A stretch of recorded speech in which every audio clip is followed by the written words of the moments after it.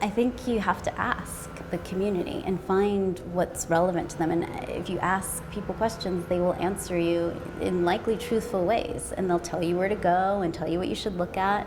And so that's what I did. And that's this idea of collective storytelling and how do we tell this story together, right? So it's not like me sitting at my desk at the LA Times deciding this is what the story is going to be. It's really me kind of going out into the community and talking to people from all different levels of the community. Journalism is in a place where it's inviting the audience, what was formerly known as the audience, into the very production of news.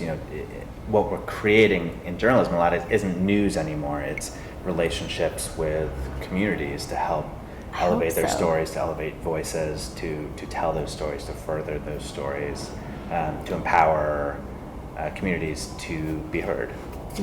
And this feels like that. Yeah, and I think the first step to that is like that we're here and we're willing to listen, and what is your story? And as journalists, the internet breaks the news, right? So it's our job to connect the dots and to provide insight and analysis and context.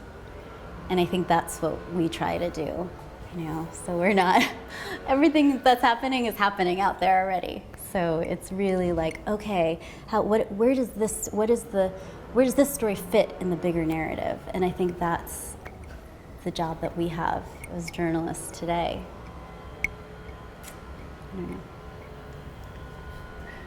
Is that good? I think we've solved Okay, now that we're done, we've hacked the system.